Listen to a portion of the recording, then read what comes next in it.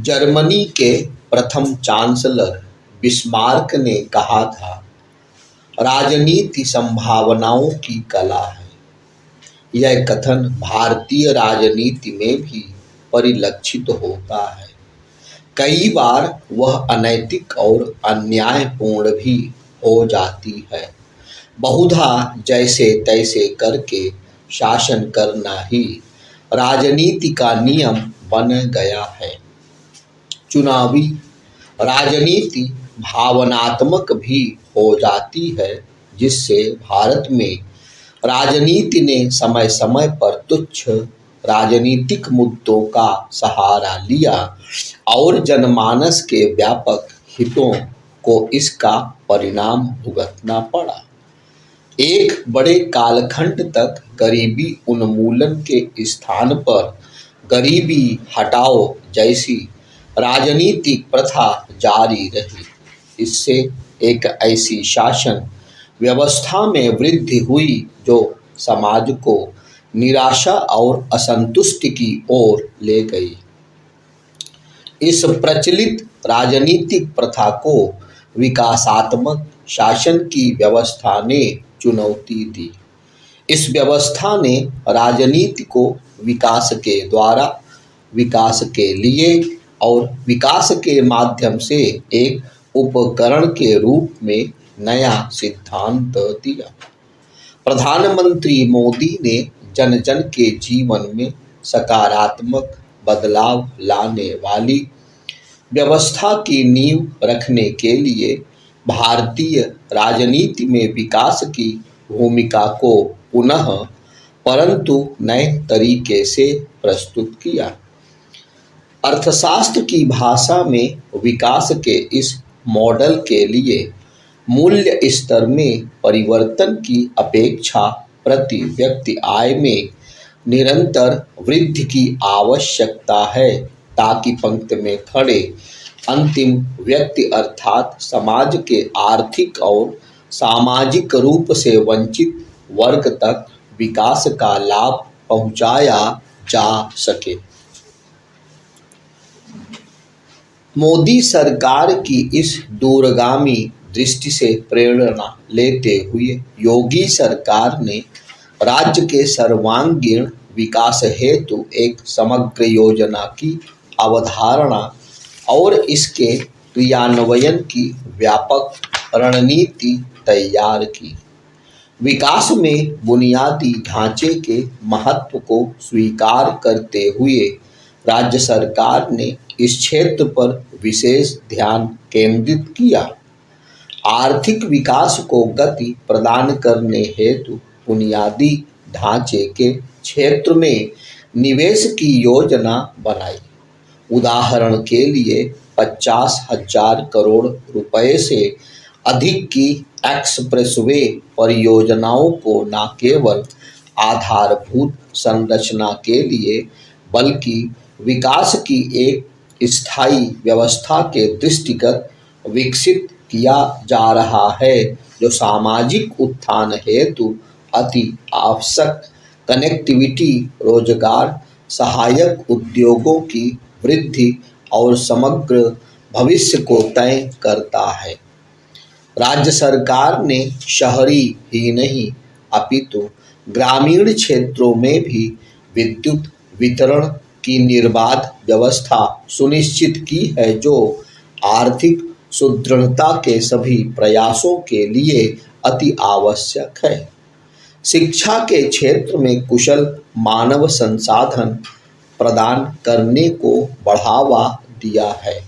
यह न केवल विश्वविद्यालयों की संख्या में वृद्धि बल्कि उनकी उन्नत रैंकिंग और मान्यता से भी स्पष्ट हुआ है। मुख्यमंत्री जन आरोग्य योजना के तहत लगभग 9 करोड़ लाभार्थियों को निःशुल्क चिकित्सा व्यवस्था से उत्तर प्रदेश में स्वस्थ भारत का नव निर्माण किया जा रहा है।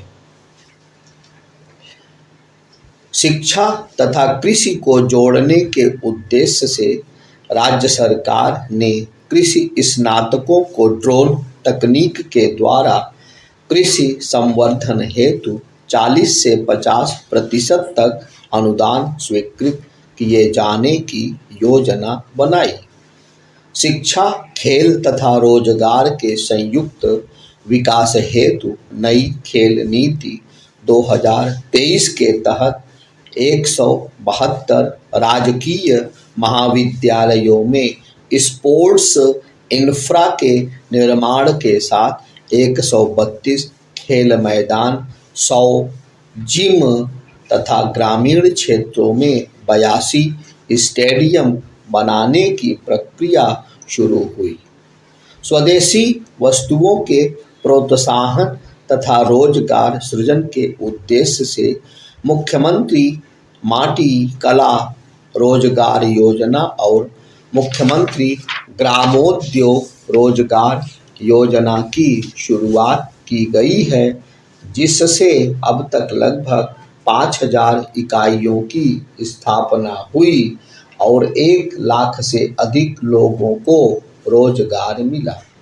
प्रदेश में हाल में आयोजित ग्लोबल इन्वेस्टर्स समिट में 32.92 लाख करोड़ रुपए के निवेश प्रस्ताव आने से लगभग 17 लाख नए रोजगार सृजन होने की संभावना है।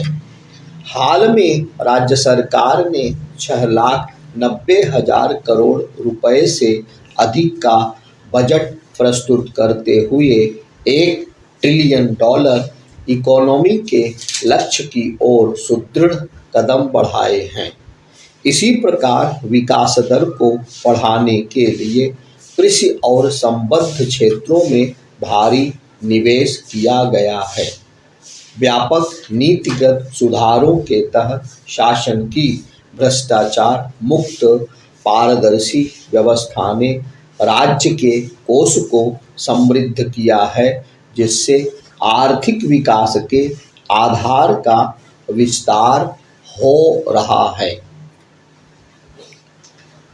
दूसरे कार्यकाल में योगी सरकार ने विकास की प्राथमिकता के साथ दलितों, शोषितों एवं वंचितों के उत्थान के प्रति प्रतिबद्धता को दोहराया है और इसके लिए नित नई योजनाओं का सृजन किया।